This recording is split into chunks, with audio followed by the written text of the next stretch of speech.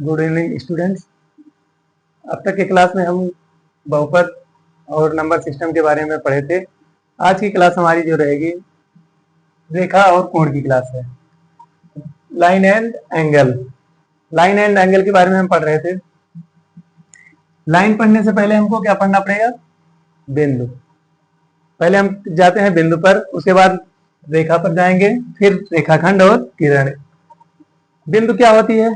बिंदु एक ऐसी स्थिति है जिसकी ना तो कोई लंबाई है, ना चौड़ाई होती है, ना ऊंचाई होती है। ये सिर्फ हमारी डाट, जैसे कहीं पे डाट लगा दिया जाए, ये हमारा क्या हो जाएगा? बिंदु हो जाएगा। कहीं पे भी डाट, ये क्या करते हैं? पेन की नोक के बराबर कहीं पे अगर लगा है तो हमारा पॉइंट कहलाएगा, यानी बिंदु होता है। बिंदु एक छोटा सा पॉइंट होता है, इसको हम डाट के द्वारा डिनोट करते हैं, मतलब प्रदर्शित करते हैं एक बिंदु के माध्यम से। तो इसके बाद होता है हमारा लाइन। लाइन क्या होती है? अब इसमें देखना है लाइन क्या होती है। लाइन मतलब रेखा। रेखा बिंदुओं से एक सीधी आकृति, रेखा बिंदुओं से मिलकर बनी एक सीधी आकृति होती है जिसमें केवल लंबाई होती है, इसमें ना चौड़ाई होगी ना मोटाई होती है।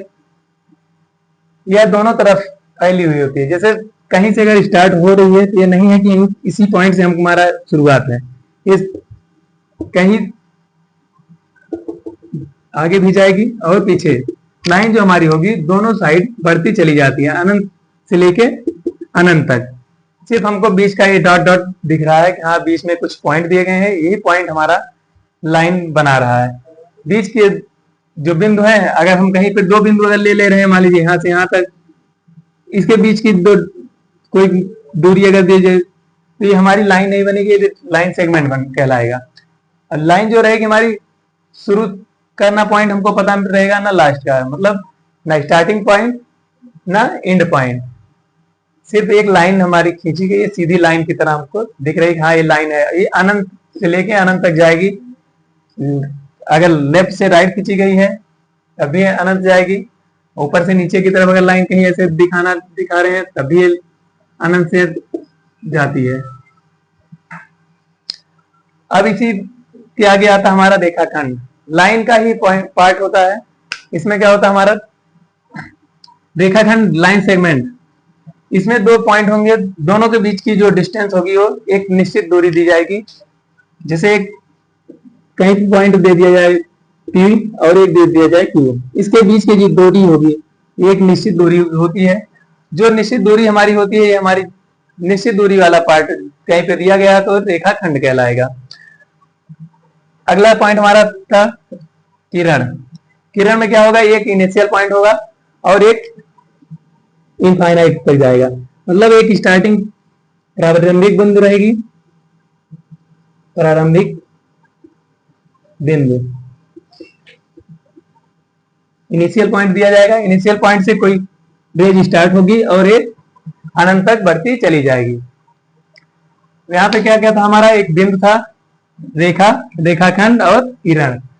बिंदु क्या होती थी? एक ऐसी स्थिति जहां पे ना लंबाई होती है, ना चौड़ाई, ना मोटाई, सिर्फ और सिर्फ एक डाट होता था, उसको हम क्या बोलते थे? बिंदु बोलते थे। अगली क्या लाइन दी गई थी? सेकंड नंबर पे हमारा रेखा था। रेखा बिंदु से भी मिलकर बनी है। ये अनंत से लेके अनंत तक बीच में एक लाइन खींची जाएगी जो हमारा ना लंबाई को, सिर्फ और सिर्फ लंबाई को दिखाएगा, ना इसमें मोटाई को दिखाएगा, ना ऊंचाई को दिखाएगा। इसमें ना तो प्रारंभिक बिंदु हमको पता है, ना ही अंतिम बिंदु पता होगा। अगला हमारा लाइन सेगमेंट मतलब रेखाखंड। रेखाखंड में क्या होगा? दो बिंदुओं के बीच की दूरी जो होगी निश्चित होगी। मतलब अगर कोई दो पॉइंट दे दिया, PQ दे दिया जाए या तो ये भी दे दिया जाए, दो बिंदु दिए जाए, दोनों बिंदु के बीच की दूरी मान लीजिए हमारी 5 सेंटीमीटर दूरी दे दी जाए, तो हमारा क्या हो जाएगा? PQ equal to 5 centimetre. ये हमारी फिक्स है कि हाँ डिस्टेंस जो दी गई है बराबर दोनों तरफ से देखेंगे, चाहे इधर से लेके चले चाहे इधर से, यहाँ से यहाँ तक की दूरी, ये हमारी जो दूरी आ रही है 5 सेंटीमीटर आ रही है, 5 सेंटीमीटर होगा। अगला है किरण। किरण में क्या होगा? एक इनिशियल पॉइंट मतलब प्रारंभिक बिंदु होगा और एक अंतिम बिंदु। अंतिम बिंदु हमारा नहीं पता रहेगा, लेकिन इसमें प्रारंभिक बिंदु दी जाएगी। हाँ, यहाँ तक हमारा कहीं से रेज निकलेगी।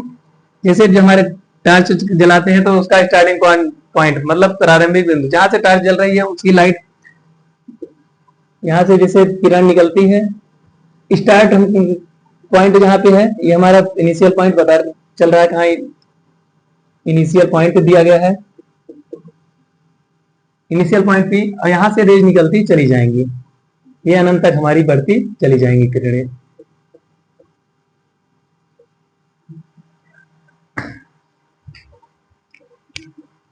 इसके आगे हम देखते हैं रेखा कितने प्रकार की होती हैं।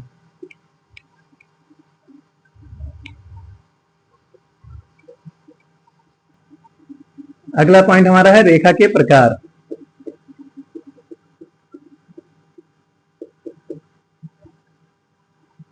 Types of angle, types of lines, angle नहीं, रेखा कितने प्रकार की होती है। अब इसमें कुछ रेखाएं सीधी जाएंगी, कुछ तिरछी रेखाएं आएंगी, एक तिर्यक रेखा काट आएगी, एक रेखा आती है परपेंडिकुलर वाली जो 90 डिग्री पर काटेगी, और कुछ रेखाएं रहेंगी समांतर रेखाएं। इसी क्रम में हम पहली रेखा के बारे में पढ़ रहे हैं, समांतर रेखा। समांतर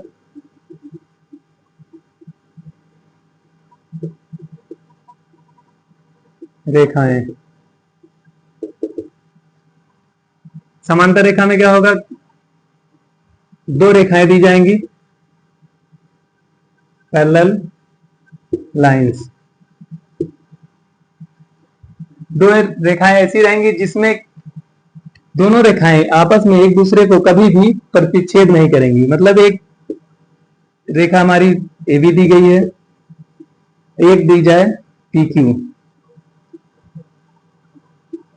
दो रेखाएं दी जाएंगी, दोनों रेखाओं के बीच की दूरी हमेशा बराबर रहेगी। अगर ये दूरी बराबर हमेशा रहेगी तो ये कहीं एक दूसरे को काटेंगी नहीं। अगर कहीं पे दूरी कम आ जा रही है, मान लीजिए यहाँ पे हम खींच दिए तो ये आगे चल के कहीं ना कहीं ऐसे अगर काट दिए तो ये समांतर रेखा नहीं होगी, ये प्रतिच्छेद रेखाएं हो जाएंगी।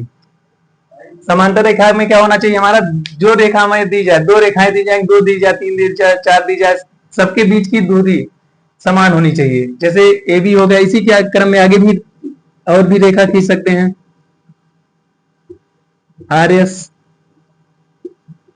इसके बीच का जितना दूरी इसके बीच है इतने इसके है, और भी रेखा ए बी सी डी, कुछ भी नाम दे सकते हैं, सी डी।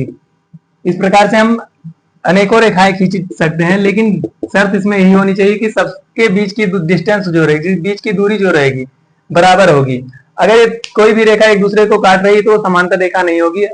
जब इसको हम आगे बढ़ाएंगे इसी क्रम में आगे बढ़ती चली जाएंगी, लेकिन एक दूसरे के समान दूरी पे ही रहेंगी। अगर ये लाइन हम आगे बढ़ाते हैं तब भी इसके बराबर रहेगा, इसको भी आगे बढ़ाते हैं तब भी ये लाइन इसी के बराबर आएगी। तो ये हमारी हो गई समांतर रेखा। समांतर रेखा में क्या होगा, ऐसी रेखाएं जो एक दूसरे को कभी भी प्रतिच्छेद ना करें समांतर रेखाएं कहलाती हैं।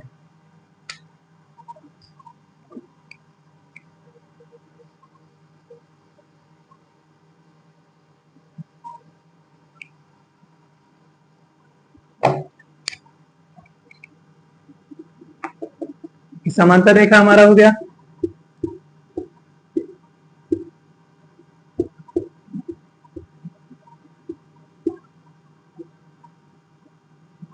अगली रेखा है हमारी तिर्यक रेखा।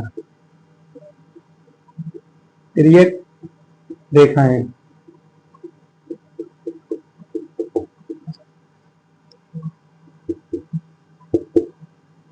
बाइसेक्टर, जो एक दूसरे को काटने वाली रेखाएं होती हैं, लाइंस। इसमें क्या होता है, दो रेखाएं हमको दी जाएंगी, उसको दोनों रेखाओं को, दो समांतर रेखा जैसे हमें दी गई है, इसको कोई अलग से एक रेखा आके तिरछे से काट दे। दो समांतर रेखाओं को एक तिरछे कोई लाइन अगर काट रही है तो हमारी और जो लाइन बनेगी बाइसेक्टर लाइन, मतलब ए बी पी क्यू, अगली लाइन पी हम ले रहे हैं। ये क्या कर रही है, एक दूसरे को बी से काट दे रही है। ये लाइन हमारी तिरछी जा रही है। और यहां से भी देखते हैं, अगर इधर से भी खींचें तब भी एक तिरछी काट रही है, ये भी तिर्यक रेखा होगी। इसके बाद आता है लंबवत रेखाएं। लंबवत रेखाएं, परपेंडिकुलर लाइंस,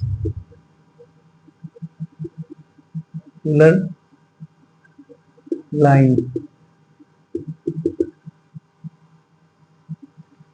परपेंडिकुलर लाइंस ऐसी दो रेखाएं जिनके बीच का कोण 90 डिग्री का हो, मतलब एक दूसरे को 90 डिग्री पर काटें। एक लाइन ए हो गई, एक लाइन ए, ये हम मान ले रहे हैं पी, ये लाइन आर मान ले रहे हैं। ये दूसरे को 90 डिग्री पर अगर काट रही हैं तो ये हमारी रेखाएं जो बनेंगी लंबवत रेखाएं बनेंगी। समांतर रेखा में क्या होगा, एक दो लाइन दी जाएंगी, दोनों लाइन के बीच की दूरी हमेशा बराबर होगी और एक दूसरे को कभी भी प्रतिच्छेद नहीं करेंगी। तिर्यक रेखा क्या होगी, दो समांतर रेखा हमारी दी गई थी, इसको कोई अलग से अगर आगे रेखा काट रही है तो हमारी क्या हो रही है, तिर्यक रेखा हो रही है। और लंबवत रेखा में क्या हो गया, परपेंडिकुलर लाइंस का। लंबवत रेखा में ऐसी रेखाएं होंगी जो दो रेखाएं ऐसी दी जाएंगी जिसके बीच का कोण 90 डिग्री, एक दूसरे को लंबवत काटे। तो अगर लंबवत काट रही हैं तो ये लंबवत रेखाएं बन जाएंगी।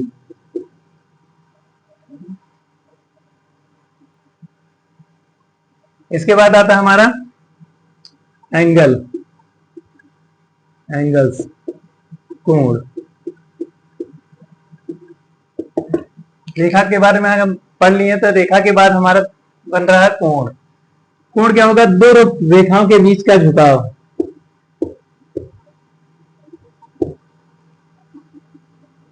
दो रेखाओं के बीच के झुकाव को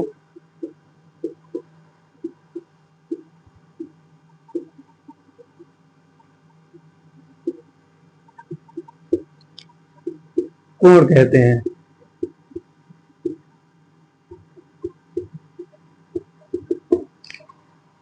जैसे कहीं भी दो रेखाएं हमको दी जाए, यहाँ पे P पॉइंट ले लेते हैं, यहाँ A ले रहे हैं, यहाँ पे B पॉइंट। एक रेखा हमारी PA है, एक रेखा हमारे PB दी गई है, दो रेखाएं दी गई हैं। दोनों रेखाएं एक दूसरे के कहीं इनिशियल पॉइंट से निकली हैं। अगर रेखा एक पॉइंट से निकल रही है, दोनों रेखाएं, इनके बीच जो झुकाव बन रहा है, हमारा झुकाव इसका, इसको हम यहाँ थीटा से डिनोट किए हैं। इस थीटा का मान कुछ ना कुछ हमको दिया जाएगा, मतलब जैसे 30 डिग्री मान ली दे 60 दे दिया जाए, 15 डिग्री दे, ऐसे कुछ ना कुछ झुकाव दिया जाएगा। ये हमारा कोण कहलाता है। अब कितने टाइप के कोण हैं वो भी देखना है। कोण मतलब एक 30 का है, एक 60 का है, 90 का है, 180 का है। इसको कैसे हम डिफाइन करेंगे, टाइप्स ऑफ एंगल्स, कोण के प्रकार, कोणों के प्रकार। कोण कितने प्रकार के होते हैं, जैसे कोण हो गया दो रेखाओं का झुकाव। अब दो रेखाओं का झुकाव है तो कोण हो गया, तो कोण एक ही तो है नहीं कि एक ही कोण बन रहा है हमारा। कोण जैसे कई बनेंगे, थीटा से हम डिनोट कर दिए। अगर मान लीजिए हम इसको थीटा कर दिए, थीटा का मान 0 से लेके 360 डिग्री के बीच में कोण बन रहा है, जिससे एक 0 डिग्री हो गया। एक एंगल पूरा अगर कंप्लीट घूम रहा है तो ये 360 डिग्री पूरा घूम रहा है। इसके आगे भी एंगल बनेगा। तो कितने टाइप से इसको हम डिफाइन कर सकते हैं। जैसे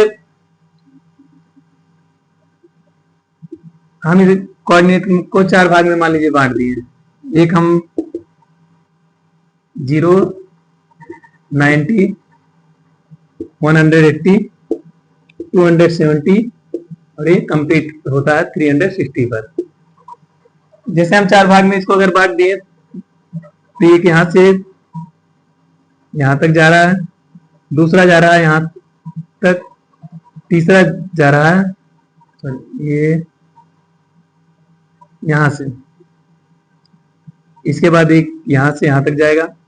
एक हमारा 360 होगा, एक 90 है, एक 180 है, एक 360। इसको छोड़ दिया जाए तो बीच बीच में हमारे जो एंगल बन रहे हैं उसको हमको देखना है। जैसे मान लीजिए अगर 0 से लेके,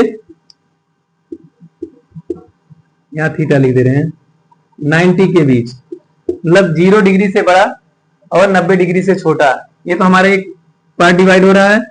ये हमारा कौन सा एंगल बनेगा? एक्यूट एंगल, एक्यूट एंगल्स, जिसको हिंदी में बोलते हैं न्यून कोण।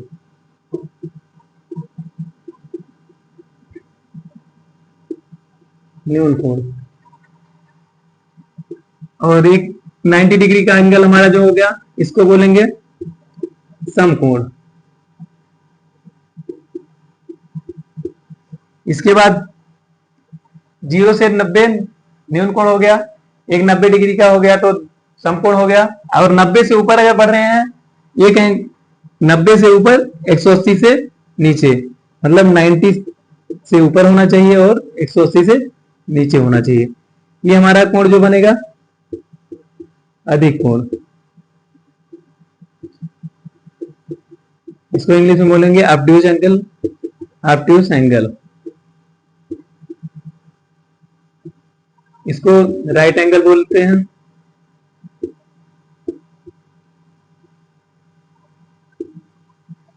ये तो हमारा हो गया 90 से 180 के बीच का एंगल। अब अगला इसी क्रम में 180 वाला हमारा जो होता है, इसको भी एक एंगल हम नाम देते हैं straight line angle. Straight line angle, सरल रेखीय कोण, सरल रेखीय कोण। ये हमारा 180 वाला जो रहेगा रिज रेखीय, सरल रेखीय, लाइन एंगल मतलब रेखीय, कुछ भी बोल सकते हैं, मतलब रेखीय बोल सकते हैं, सरल रेखीय बोल सकते हैं और रिज रेखीय कोण बोल सकते हैं। इंग्लिश में स्ट्रेट लाइन एंगल बोलेंगे इसको। इसके आगे हमारा होता है 180 से ज्यादा जो हो रहा है उसको देखते हैं, 180 से ऊपर का और 360 डिग्री के नीचे का जो एंगल होगा, इसके बीच का एंगल जो बनेगा हमारा, ये बनेगा रिफ्लेक्स एंगल। रिफ्लेक्स एंगल, इसको प्रतिवर्त कोण भी बोलते हैं, प्रतिवर्त कोण। और लास्ट में हमारा जो बच रहा है, क्या बच रहा है? Complete angle. कंप्लीट एंगल, ये हमारा कंप्लीट एंगल मतलब संपूर्ण कोण, संपूर्ण कोण।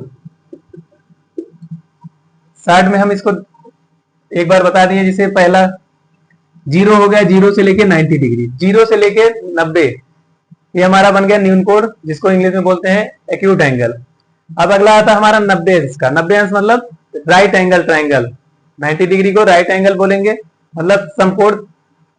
उसके बाद 90 से ऊपर जाते हैं, 90 से लेके 180 के बीच, 90 से बड़ा होना चाहिए और 180 से छोटा होना चाहिए। कोई भी एंगल अगर दिया गया है 90 से बड़ा 180 से छोटा, तो हमारा अधिक कोण ऑब्ट्यूज एंगल होगा। और अगला जो हमारा 180 डिग्री का कोण है, इसको हम क्या बोलते हैं? रेखीय कोण, रेखीय कोण, स्ट्रेट लाइन एंगल।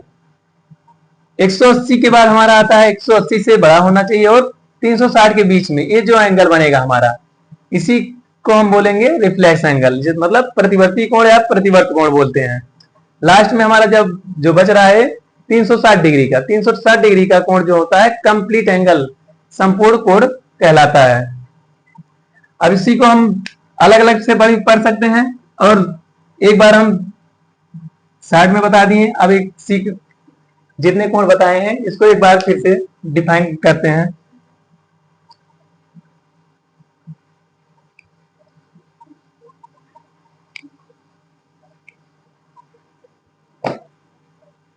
पहला कोण कौन सा था?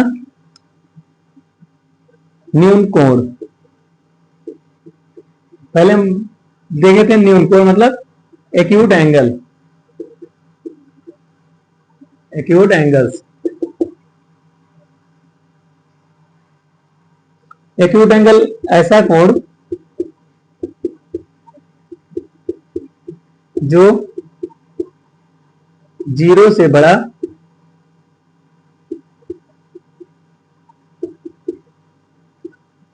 और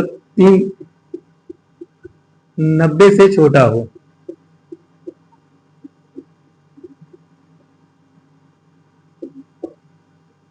न्यून कोण कहलाता है।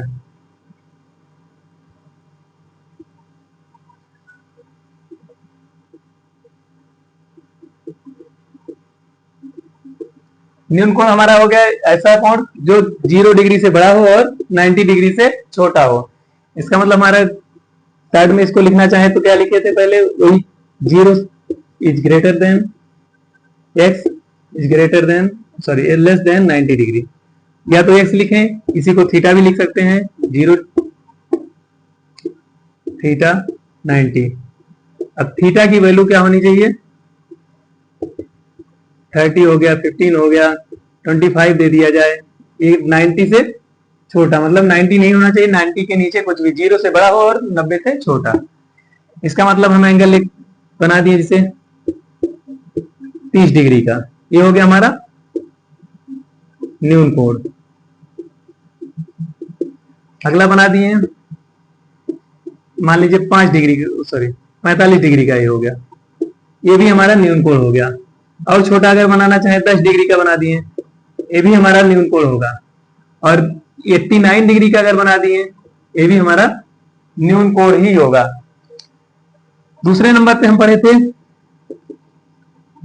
समकोण।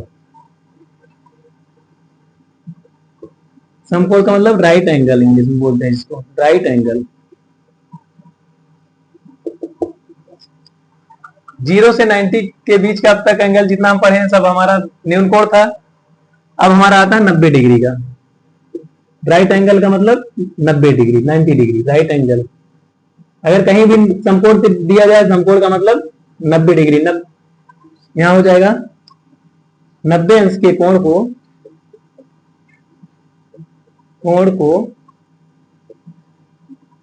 समकोण कहते हैं।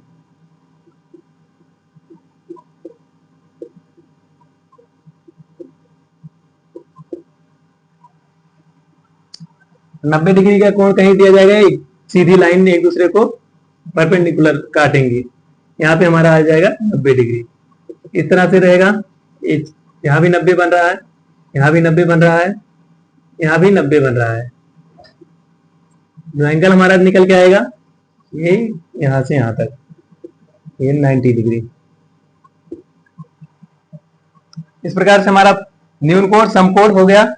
अगला कोण देखते हैं,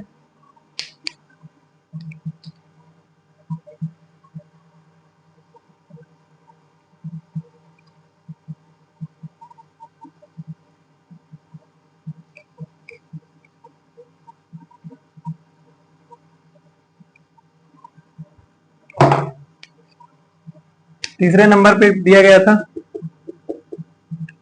अधिक कोण। अधिक कोण ये हो जाएगा ऑब्ट्यूज एंगल। ऑब्ट्यूज एंगल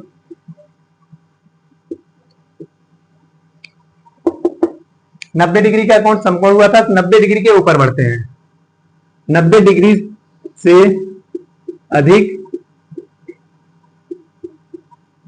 और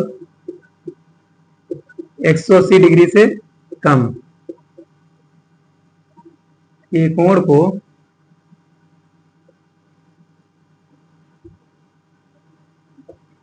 अधिक कोण कहते हैं।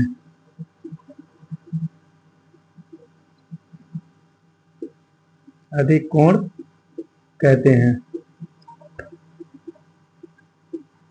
इसका मतलब है कि कोई भी एंगल हमें दिया जाए 90 से बड़ा और 180 से छोटा, अगर इस तरह से कोई इनके बीच में दे रहा है कोण, तो हमारा अधिक कोण होगा। अधिक कोण का मतलब ऐसे बनेगा, जैसे 120 डिग्री का हो गया,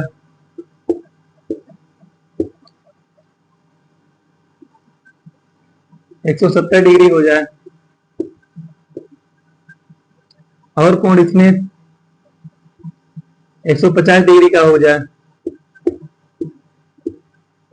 मतलब 120 का हो, 110 का हो जाए, 150 का है, 160 का। ये कितना होना चाहिए कुल मिला के? 180 से छोटा और 90 से बड़ा। 90 से बड़ा, 180 से छोटा, इसके बीच का जितना भी कोण हमारा बनेगा सब हमारा अधिक कोण कहलाएगा। अधिक कोण के बाद हम पढ़ते थे अगला 180 वाला कोण क्या कहलाएगा। 4 नंबर पे आता है straight line angle. Straight line angle इसको बोलते हैं ऋजु रेखीय कोण या सरल रेखीय कोण। ऋजु रेखीय कोण, ऋजु रेखीय भी कहीं कहीं बोलते हैं इसको, सरल रेखीय भी बोलते हैं, रेखीय कोण भी। अगर तीनों में कोई भी नाम दिया है, ये हमारा होता है 180 डिग्री।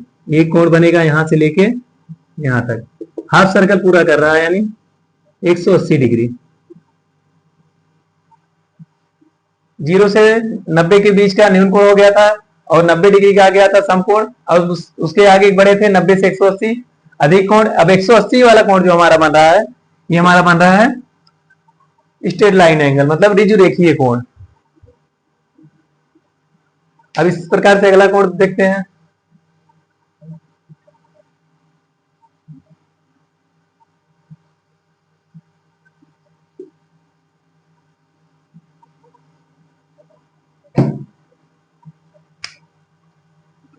एक 180 से बड़ा और 360 से छोटा का, ये हो जाएगा अगला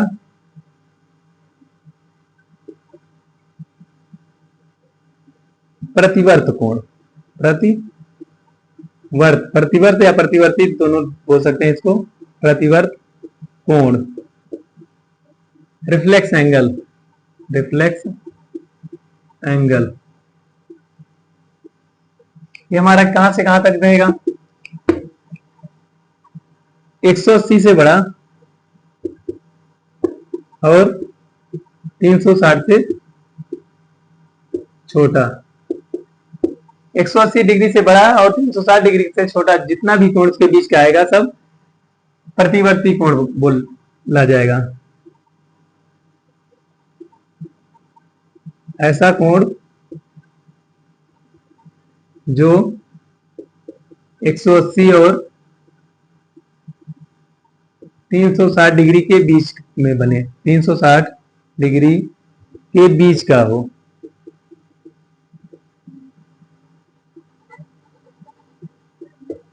प्रतिवर्ती कोण कहलाता है।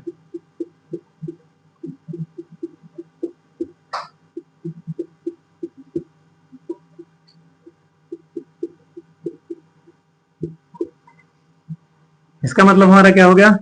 180 से ज्यादा होना चाहिए, ये कोण यहां से यहां तक, मान लीजिए हमारा 210 डिग्री है, और बड़ा कर देते हैं 280 डिग्री ले लेते हैं। इसके बाद और जाते हैं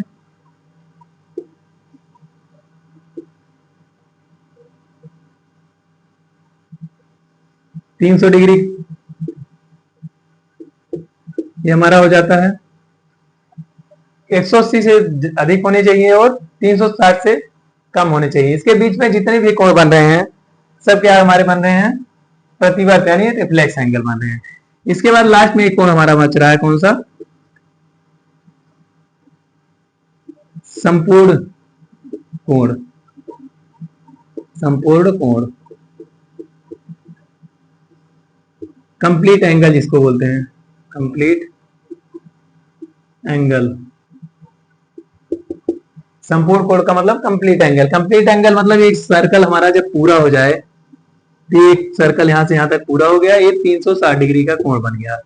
जब हमारा एक सर्कल पूरा पूरा करके जो कोण बन रहा है वह कोण हमारा 360 डिग्री का बनेगा, जिसको हम पूर्ण यानी संपूर्ण कोण बोलते हैं।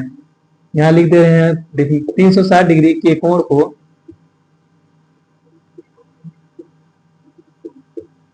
संपूर्ण कोण बोलते हैं, संपूर्ण कोण कहते हैं।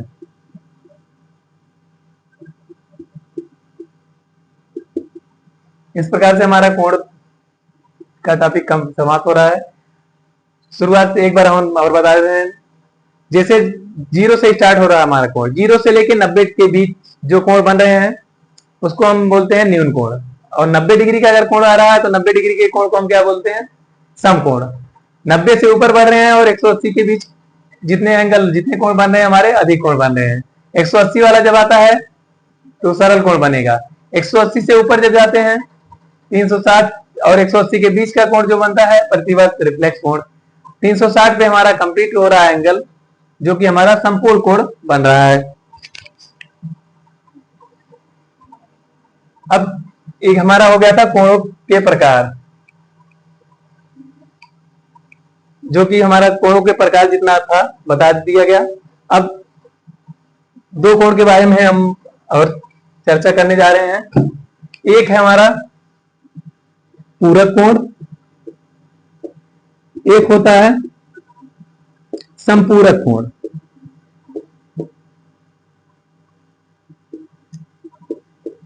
ये कोण पूरक और संपूरक, ये दो नाम हमारा कोण के अंदर निकल के आता है। ये क्या होता है, अगर दो कोणों को जोड़ने के बाद, मतलब अल्फा एक कोण ले लें एक बीटा, दोनों को जोड़ने के बाद 90 डिग्री आ जा रहा है तो हमारा पूरक कोण कहलाएगा।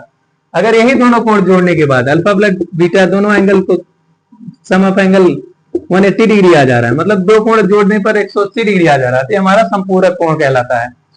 पूरक और संपूरक में इतना फर्क है, पूरक वाले को जोड़ने के बाद 90 लाना चाहिए और संपूरक के लिए क्या हो जाना चाहिए, 180। जैसे मान लीजिए एक कोण हमारा 90 डिग्री, सॉरी एक कोण हमारा 45 डिग्री दे दिया जाए, तो इसका अगर पूछ ले पूरक, अगर इसका पूरक पूछ लिया जाए तो क्या होगा, इसी पे लाके रख देते हैं। एक कोण मान लीजिए अल्फा दिया गया है था, ये हमारा 45 डिग्री, बीटा ज्ञात करना था। पूरक होने की कंडीशन क्या होती है, ये हमारी शर्त है कि दोनों को जोड़ते हैं तो 90 डिग्री आना चाहिए। अल्फा की जगह पे 45 और बीटा की जगह पे बीटा रख दे रहे हैं, ये 90 डिग्री। अब क्या करेंगे, 45 को उधर ले जा रहे हैं, beta equal to 90 minus 45, beta equal to आ गया 45। यही 45 डिग्री एक ऐसा एंगल है जो खुद का संपूरक होता है। बाकी सबके संपूरक, सॉरी सबके पूरक कोण अलग निकल के आएंगे, लेकिन 45 डिग्री का अगर निकालेंगे तो 45 डिग्री एक यूनिक कोण ऐसा है कि इसका पूरक और खुद भी एक ही है। अगर मान लीजिए अल्फा 30 डिग्री दे दिया जाए तो बीटा पूछा जाए कितना होगा, यहां भी वही करना है। अल्फा प्लस बीटा कितना होना चाहिए पूरक के लिए, 90। अल्फा की जगह कितना रखना है, 30 डिग्री, बीटा को ज्ञात करना है, 90 हो गया। ये बीटा इक्वल टू कितना हो जा रहा है, 90 minus 30 degree, beta equal to 60 degree, ये हमारा आ गया 60 डिग्री। अब ये तो हो गया पूरक के लिए। आगे संपूरक के लिए क्या होना चाहिए, दोनों का जोड़ 180 होना चाहिए। अगर मान ले रहे हैं कि अल्फा इक्वल टू 70 डिग्री है तो बीटा कितना होगा, अल्फा प्लस बीटा कितना होना चाहिए, 180। अल्फा का मान कितना दिया है, 70 डिग्री, 70 दिया है, बीटा ज्ञात करना है। बराबर करते हैं 180 के, बीटा बराबर हो जाएगा 180 माइनस 70, ये आ गया कितना, 110। बीटा का मान कितना आ गया, 110 डिग्री। और भी एंगल अगर इस तरह से दिया जाए तो हमारा इसी पे रख के, अगर पूरक दे रहा है तो 90 जोड़ के लाना है और संपूरक दे रहा है तो 180 आना चाहिए। दो कोण इसमें भी रहेगा, दो कोण इसमें भी रहेगा। ध्यान इतना ही देना है पूरक और संपूरक में। इस पूरक अगर दिया है या कोटि पूरक भी इसको बोलते हैं, अगर कहीं भी कोटि पूरक भी दिया गया है, कोटि पूरक, पूरक और कोटि पूरक दोनों में कुछ भी दिया गया, या तो पूरक दे दिया जाए या तो कोटि पूरक, तो इसमें 90 पे जोड़ के लाना है और संपूरक दिया जाए तो 180 करके लाना है। इस प्रकार से हमारा लाइन एंड एंगल का कॉन्सेप्ट की क्लास समाप्त होती है और बच रहा जो क्वेश्चन आंसर, इसको हम अगली क्लास में कवर करेंगे। अगर अगली क्लास देखना चाह रहे हैं तो हमारे चैनल को सब्सक्राइब कर लीजिएगा, ताकि जब भी हम वीडियो अपलोड करें तो आपके पास उसका नोटिफिकेशन जाता रहे। आज के लिए बस इतना ही, तब तक के लिए धन्यवाद।